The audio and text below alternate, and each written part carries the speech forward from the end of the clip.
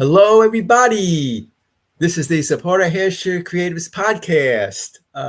My name is Alan Greenstein. I am the founder and producer of the organization Supporter Hashtag Creatives. And the goal of our organization is to level the playing field for underrepresented demographics, for underrepresented artists of different demographics, so they have the same opportunity as everybody else to have their projects seen and distributed. I'm also on the board of directors of the Bella Levy Foundation. The goal of the Bella Levy Foundation is to fight human trafficking and provide a safe haven for its warriors. So once again, hello, everybody. Our guest today is Jasmine Deanne Andrews, award-winning filmmaker and published author. So, Jasmine, why don't you introduce yourself briefly, and then we'll get going with the questions. All right. Yes. Hi. Well, my name is Jasmine Deanne Andrews. I'm a writer. I started writing when I was a teenager. I used to want to act, and then I noticed that the roles for women of color were not as prominent. So I started writing the stuff that I wanted to see. And then my attention turned more to directing. The production with Sullied Bride, the book, started as an essay because I was writing fiction and science fiction at that.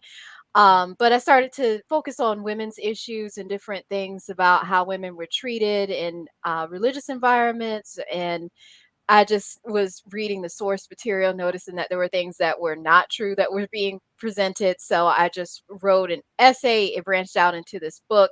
And then the book, Sullied Bride, became the title for my production company, Sullied Bride Productions, which is about women telling their stories themselves. Okay, yeah, let's start with the company itself. So, is this an overarching company for all your projects? Yes, it has. It didn't start out that way because I never thought I was going to be starting my own production company. Hmm. But ever since Sully Bride came out, and I started producing just different short films and then branched out into the feature film. And, it just came under that umbrella where, yes, my work is now fallen under Sully Bride Productions. Okay, yeah, okay. Well, let's start by talking about some of your projects, especially the film "Then Sings My Soul." Um, we'll show the trailer for that in a bit, but why don't you just first describe, how you came up with the concept for it? Yes, Then Sings My Soul was based on a stage play, and I adapted the stage play to a screenplay for film. And it's about these seven women and their stories. And this screenplay is about how their lives are interconnected as they find deliverance. The inciting event is with the main character, Tanya Blanchard. She is sexually assaulted by her stepfather and kills him in self defense, and Mm. then she has to go to the lawyer, Catherine Hanbury, who's played by Arlene Spalla, and she has to defend this case. And then throughout this, the lawyer and Tanya and their stories are connected to all these different women, and throughout this connection, they find deliverance. Yeah. Okay. I'll show the trailer right now, and then we'll continue talking about it. All right. Okay. Hey.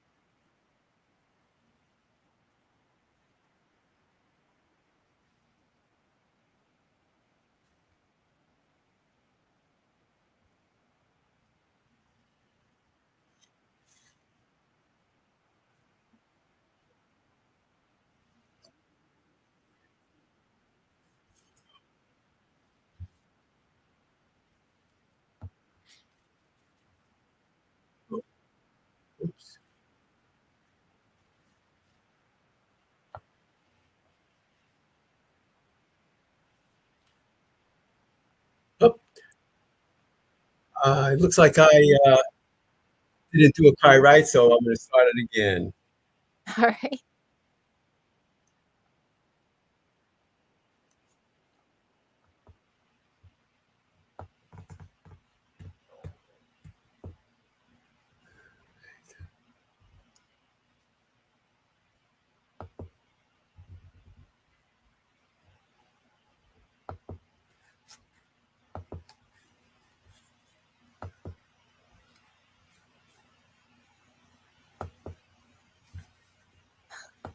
You have the right to remain silent.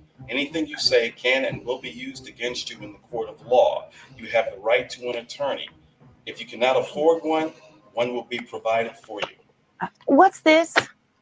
Homicide case.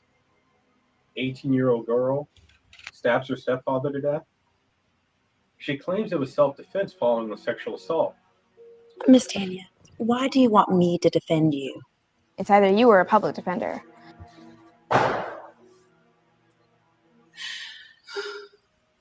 I'm a lawyer. All my clients are crooks. This scripture is just for you. Deuteronomy 16:20.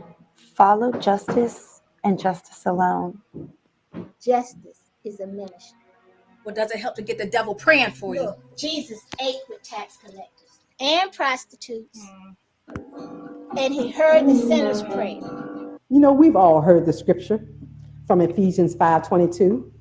Wives, submit yourselves unto your own husband, like unto the Lord.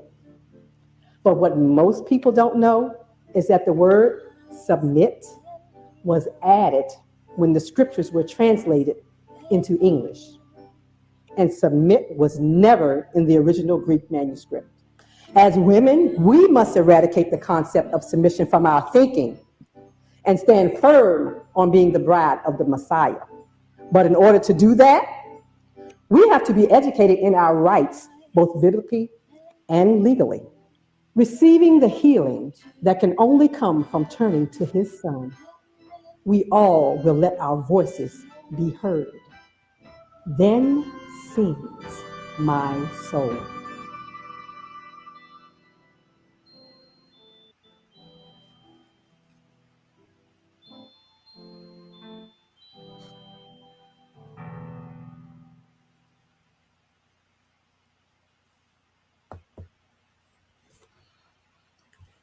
Okay, and we're back. Yeah, very powerful plot there, and so much to unpack with it. So yeah, so the idea about having the multiple subplots, what challenges does that bring to making a film?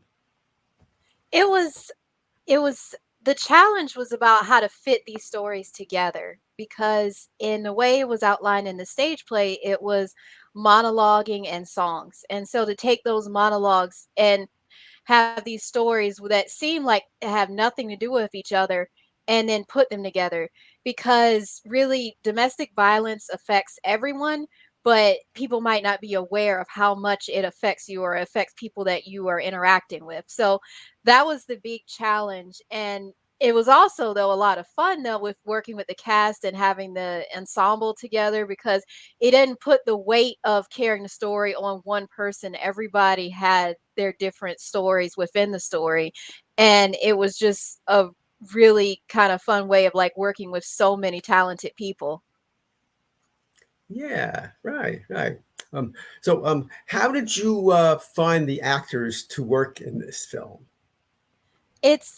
Well, I have to give a lot of credit to Arlene Spalla, because she does so much, because she's an actress that I work with, and actually I think almost every single project I've done so far. And she's very outgoing, connected, and she always helps me find different actors. Because if I say, hey, do you know somebody who is, can play someone who's 18? She's like, yeah, I know them. And so, somebody who can do this. And every time she always knows somebody. And so she really helped me find people. And then just other people that I've worked with, connected with other people, somewhat the snowballing sample technique. Yeah, right. I especially like the subplot with the singer, and Yes. And how how she plays such a pivotal role in actually making the whole thing flow. So tell me about Yes. that. That's Yes, Jasmine Tierra. Yes, yes. I really like her storyline too because I think we have a way of looking at performers and not seeing them as people, or thinking that because they are on stage and making a lot of money that they're doing well, or that there are a lot of people that care about their welfare. But then when you finds out stuff about like their past adverse childhood experiences, the infamous 27 club, you really see how vulnerable people can be in the position, even though they're right in the spotlight.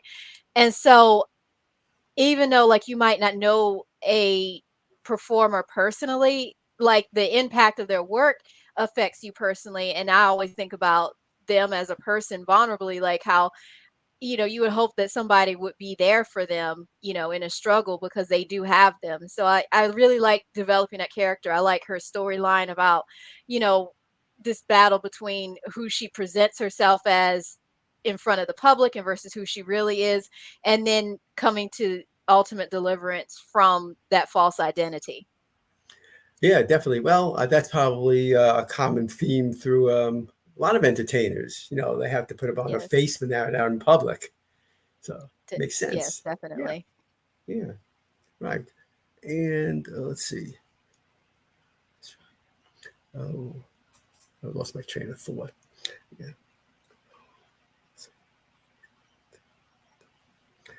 Oh yeah. So the whole idea about someone who suffers from abuse having to bring it to court, that's a whole thing in itself in terms of the prejudices in society. Like it seems like when it comes to people may have sympathy for the victim of a sexual assault, but when they get to the courtroom, it might be a whole different story. Right. So It's like you're saying, it's not easy. It's portrayed as easy. Like people have this assumption that women can easily accuse a man of sexual assault and that he can go to jail. And then there's this fear that men have, that because of this assumption that, well, any woman can just accuse me when she gets mad. And then that, first of all, making false accusations is a really horrible thing to do against a man. And then secondly, a lot of sexual assault accusations are not false. And that makes it very difficult for women who have been abused to actually bring these cases to court successfully, because there's a lot of holes in the system. And then there's also the issue of perception, because there are a lot of stereotypes about the angry black woman or the hypersexualized black woman, the Jezebel yeah, stereotype. And so these black women are not seen as innocent, and so they're not portrayed in a way where they're seen as a victim of a crime because of this idea that they are hypersexualized, or that they enticed it, or that they wanted it. And then paired with the angry black woman, like if people have this assumption that women are just angry and making sexual assault accusations as a way to get vengeance on men, and then you already have a group of people that stereotyped as being angry for no reason, that makes it very difficult in the way people perceive you, and actually saying this is what happened and this is how it played out and why somebody would need justice in a case like that. yeah, yeah. I mean, do you think things are changing as over the years? People get in the Me Too movement and all that. I think that things might be changing in the courtroom as well as in society. I think the Me Too movement brought a lot of awareness in the public, but I'm not exactly sure if it's actually filtered down to the people in positions of power to really do Mm. something about it.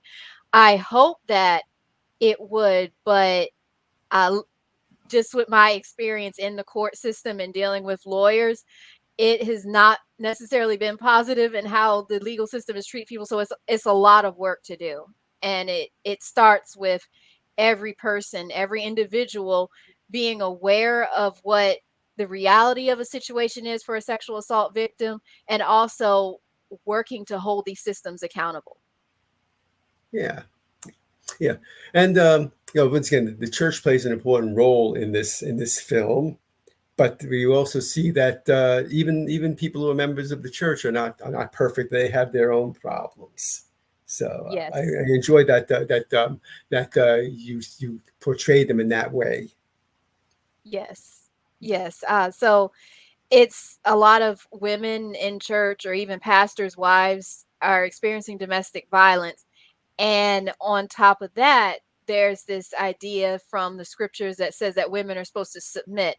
And on the face value, that was just pushing this narrative that, if a woman is experiencing abuse, is because she's just resisting male authority or she's resisting the God's created order. When in reality, the word submit was added to the scriptures and Right. it was not in the original Greek manuscripts. And so already the concept of submission is what is pushing the idea for domestic violence, because domestic violence is about exerting power and control over another person in an intimate relationship. And if you are telling people that by divine rule, well, he's a man supposed to have power and control in a relationship, it's almost like you are making it easy and almost enticing abusers to be in this environment. So, in terms of accurately assessing the scripture in terms of what it says and in the historical context, then that's one way you have to battle domestic violence, because a lot of it is mental and what people believe and what they think, more so than just the physical aspect of it. Yeah. That was very interesting that I learned about that the word submit was added for the English translation. So it makes you wonder in other areas, maybe in more removed times, way in the past, if were things different because the word submit wasn't in there in the versions in other languages, like in the Greek and stuff like that. I wouldn't doubt it, because even in Romans, where Paul writes about, I'm sending you Phoebe to be a shamash among you, and since it was a woman, they just translate it as helper instead of like deaconess as somebody who's an authority figure.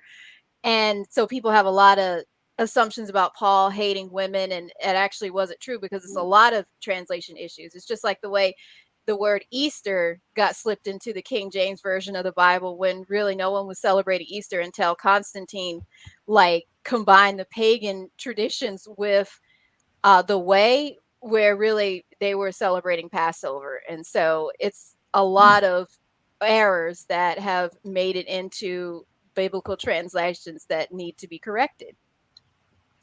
Yeah. Well, I think that's the different societies have different put their own, I guess, customs and biases into the scriptures when they translate them. Exactly. Yeah. Yeah. Yeah. So let's see. Let's see. Okay. We're gonna stop briefly for a commercial, and we'll be right back.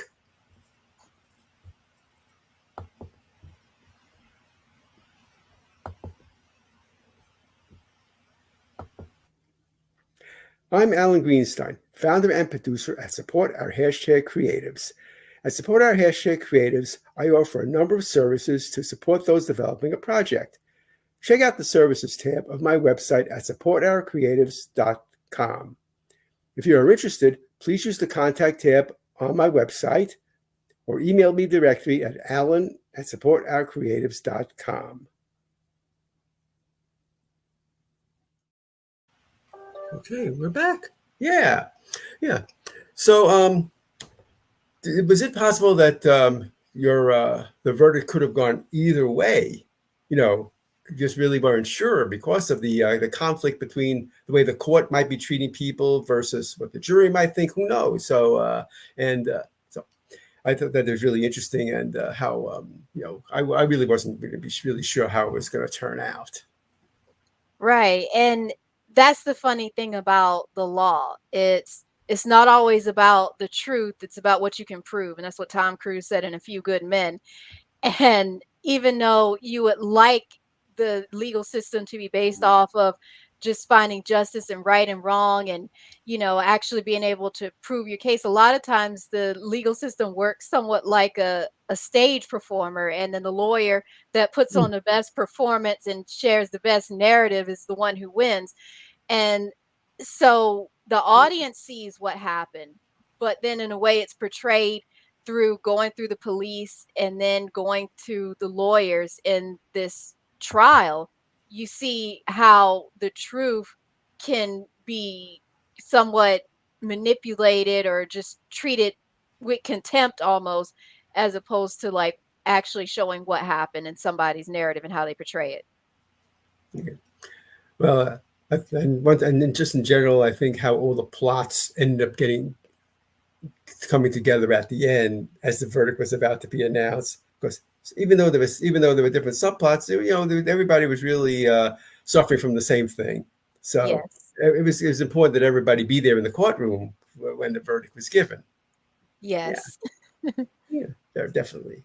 Yeah. So of course the book Sullied Bride, makes an appearance in the film as we saw in the trailer. So let's talk about the book itself. That obviously came before the film, right? The book. Yes. Yeah. Yes. That was the book that started as an essay and became a book, where it begins with somewhat of a legal defense about Adam and Eve, because the traditional telling of this story is that the woman tempted the man, he ate the forbidden fruit, and paradise is lost. And I've studied a little bit of Hebrew and looking into the actual like original text, when it talks about Eve being created, people say helpmate, but they omit the word neged, which means that she was created to contend against the man. And so it's very clear men don't typically like being challenged or contended with. So it almost sets up a scenario where Adam had a motive to want to get rid of her. And then when you look at the creation, you have Adam being instructed to name the animals, and this is before Eve was taken out of his side. And the naming of an animal is the assignment of a character trait. And all the animals were presented before Adam, and which means that Adam had met the snake before, and then he gave the snake the name Snake, which means one who hisses, a show of force and deception. So Adam knew the snake to be forceful, he knew the snake to be a deceiver, and he had met the snake before. So then when you fast forward to Genesis 3:6, and at this point Eve has been created, and this is when the snake is speaking to her, it says that when the snake deceived her, it says she gave the fruit to her husband who was with her. And that prepositional phrase says a lot. So it wasn't Adam was off somewhere separate in the garden. Adam was right there with her. And so somebody standing right next to you, and then this person is saying lies. This person, or I don't want to say person, this snake, the snake is a liar. He's a deceiver. He's using a show of force. And you hear the deception, and you're standing right there and you don't say anything. This creates a motive on Adam's part. And so throughout this book, Sullied Bride, it talks about the way women have been mistreated and blamed, when really it's a narrative that's been spun against them from the beginning, and about the man not recognizing what her true purpose is, and a woman not even recognizing her true purpose or value, and then having that purpose and value realign back to who the woman is and what her identity is. Yeah. Where can people get the book Sullied Bride? So Sullied Bride is available wherever books are sold. You can get it on Amazon. You can get it at Barnes and Noble. Anywhere. If you just type in Sullied Bride, all the booksellers will come up. Oh, okay, very good. And yeah, Sulllied. For the listeners who can't see it, Sullied Bride. Yeah. Okay. And those who want to see the trailer, once again, it's actually, so you can see the trailer on YouTube. If you search for Then Sings My Soul on YouTube, you'll be able to see the trailer. And in addition to that, the film itself is available on Tubi. So same thing, go to Tubi, search for the title, Then Sings My Soul, and it'll pop up. So and it's a great experience. So I really highly recommend watching it. And I'm gonna have to get the book and read it. I haven't read it yet. Yes, it's fantastic. Very good. Well, thank you for that. Okay, now let's go on to something totally different. As people often say, you have a new project coming up called The Test. Yes. And tell us about that. So The Test is science fiction. It's kind of going back to my roots before I started and it's about what would you do if there was a natural disaster that you knew about? Who would you save? And who would you let die basically if you knew about the disaster? And what if what the things that you did at this exact moment determined whether you would be saved from this disaster? So it's a premise about this kind of question of morality, about not saving somebody or who you pick to be saved. What is who really has the right to make that decision, or is it right to even make that decision based off of your assessment of another person? And that's the test. Yeah. Okay. Now, what in what state in the process is the test in right now? So the script is complete, and we are currently looking for sponsors to back this project up, because we are looking to start filming in May of 2025. And so we are in the pre-production uh, building phase of the production. Okay.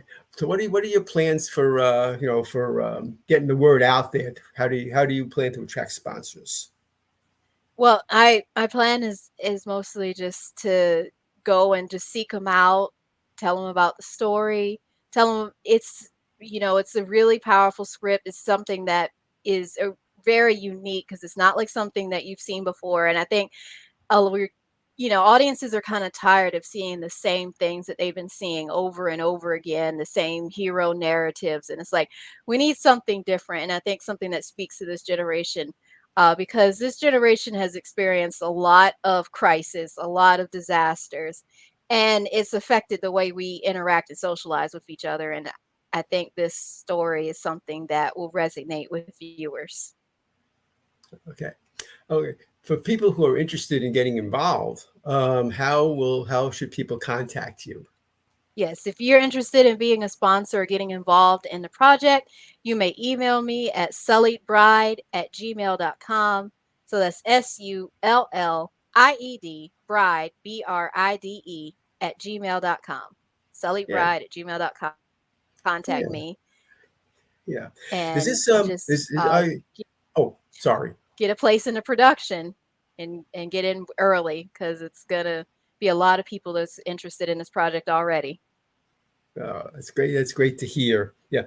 Is this a feature or a short? It is a feature. A The feature. test is a feature. Oh, very good. Yeah. And is it so this is an indie production, right? And yeah. And I know I know all the challenges that go along with that. And you think that what do you think the biggest hurdle will be in getting the film made? Biggest hurdle, because I actually try not to focus so much on the obstacles other than just getting through them. But I don't know. I because I feel like I already have like a lot of great people who are interested and on board. So I think the main thing is just getting the support for the sponsors to come in and back it up, because uh you can do a lot of great things with a lot of support. And I think just finding people who want to support something different will, it would be beneficial to everybody. But that's a challenge sometimes, getting people to break a mold. Oh yeah. Well, it sounds like that you already have people coming in and wanting to be a part of this. So that's you're already on your way to success on that. Yeah. Yeah. So just tell us a little about your filmmaking process. Yeah. How do you get from point A to point B? So a lot of the filmmaking process is just the preparatory work in terms of getting locations and organizing groups of people who are still probably working 9 to 5 jobs all together in one spot to complete the production. So a lot of it is about coordinating, scheduling, and planning. And once you get everybody there. Showing up is half the battle. And then after that, it's mostly just everybody's having fun and we're just shooting the scenes and just going through everything. And you'd be surprised how much you can get done on a Sunday when Oh, you just have everything set up and everyone's just there and ready to film and just be part of the production. So that's the main process, is just after the script, breaking it down and just coordinating everybody being where they need to be at the same time. oh, yeah. Yeah, that makes a lot of sense. I mean, I've had opportunities to be on set. I mean, I was a PA or script supervisor or whatever, and it's so great to see how it all comes together, during a particular shoot. Yeah, Right. yeah. It's good. It's good. Okay. Yeah. Okay, so let's see. Okay, you also did the scoring for your films. Tell us about that. Yeah, so I compose music all the time. In fact, that's how I know if I'm emotionally involved with a project, if I actually start writing music for it. And one of the ways that I work on music is I come up with an initial theme and then fit that theme to when that shows up with the characters and the drama that's going on with that. So I have like a very soft theme for like kind of the romantic elements of the story, about a theme for justice and what injustice looks like. And a lot of times I just will sit at the keyboard and just kind of work through these themes and just work on like building and then bringing it down and just keeping it very subtle, but where it needs to be expanded in the places where it needs to go. So it's and it's something I'm really happy with, and I've written a lot of music for the test. The test actually has like a more pronounced score than Then Sings My Soul, so I'm kind of looking forward to that too. But yes, it's just something I really enjoy doing, and I feel like it just is a way of, it's part of editing and completing the film, and it's a way of even processing emotions, because sometimes the scenes in these films can be very, very difficult to deal with, because it's hard topics, but it's a way of like experiencing the emotion of something, but having it freely flow and not just kind of ruminate. You could feel the emotion through the music, but then also especially have it just kind of play through and working through those emotions instead of trying to blocking them out. Yeah, nice. Yeah. Do you is there any special thing you have to do? Are all your songs are they registered? Copyrighted, all that. Yes. Yeah. Yeah, I protect my music. It's precious to me. Yeah. Yeah. Yeah, it's the first time I've ever encountered someone who actually does scoring, such as yourself. Really interesting. Scoring definitely sets the whole mood for a film, or any work for that matter. Yes. Well, I've met other composers and directors too. Rico Makins, he's a composer also for his films, and we met at June's Festival. And so it's just nice to meet people who do the same thing that you do and seeing their work, and I'm like, oh, he's really good at this too. This is awesome. Yeah. And and June, he actually has given opportunities, just like he does for actors, also for songwriters to get their music into the score of his films. Yes. Yeah. Right. Yeah. That's how I met. I met Jasmine through June DeGuiso and his World Music Independent Film Festival. Yeah, that's how we came to meet. Yeah. Okay. Let's see. Okay, let's stop for another brief commercial, and then we'll be right back.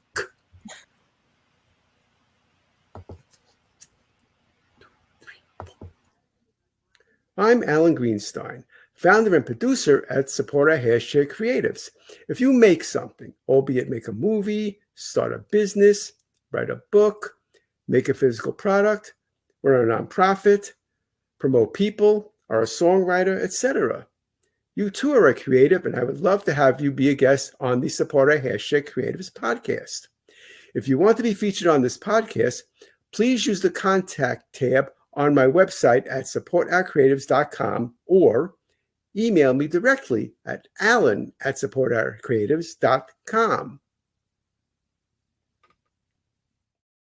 Okay, we're back. Okay, so do you want to touch any briefly on some of the other films that you've made?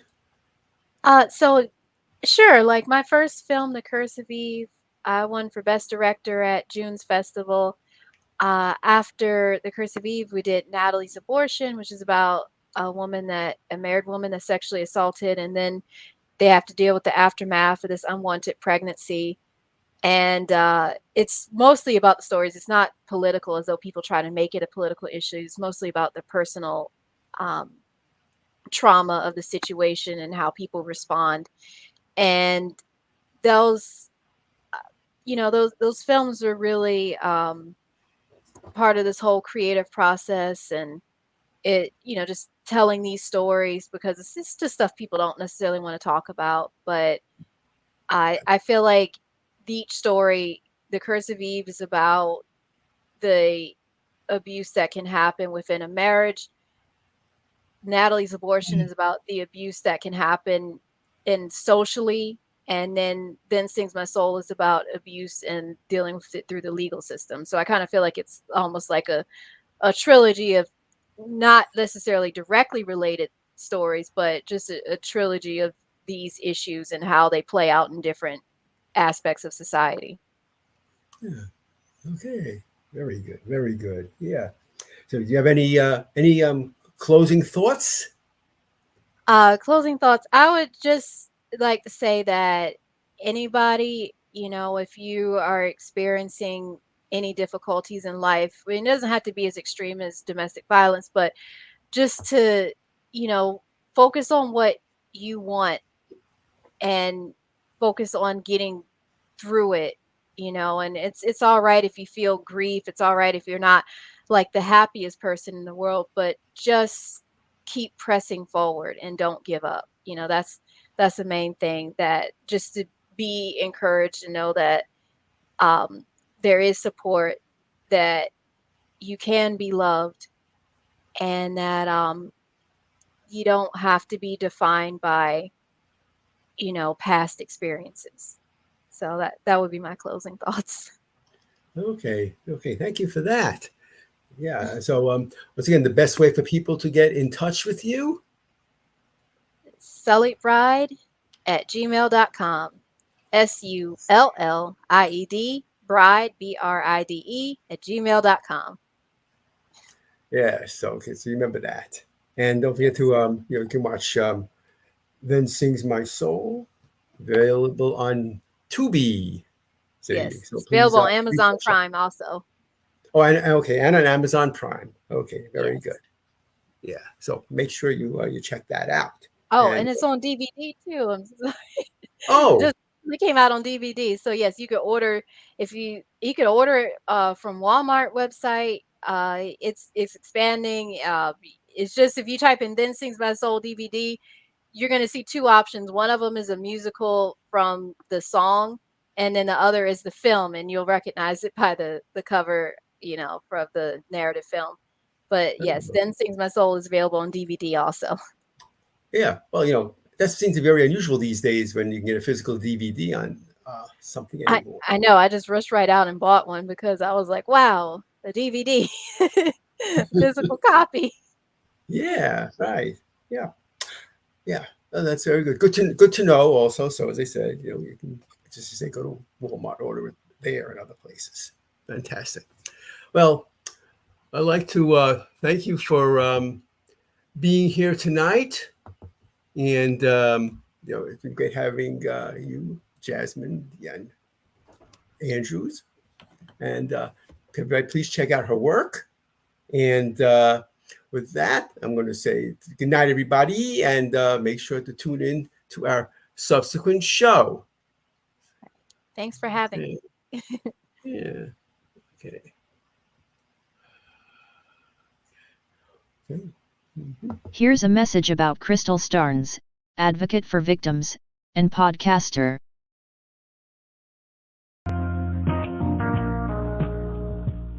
Are you an entrepreneur, Actor, music artist, or someone trying to make a difference in the community or have a story that can help someone suffering in silence? If your answer is yes, then you need to check out Crystal Starnes' various podcast shows that she produces and hosts. Come on one of her shows and make a difference. Promote your business on her platforms. Ask her about package deals to get your brand more noticed. Want a commercial about your business done by her voice? She also offers package deals for that service. You can find her at crystalstarnshow.com and voiceforvictimsradio.com. Also, if you want access to all her podcast shows and blogs, join her community awareness page for just $4.99 a month. That's right, just $4.99 a month. Then you would have access at a click of a button to her various platforms. Crystal Starnes is trying to make a difference for all people in the world. She wants to help as many people as she can so no one is suffering in silence. Anyone who has a vision and wants to achieve their dream, she has the passion to help promote you to get you to the next level of success.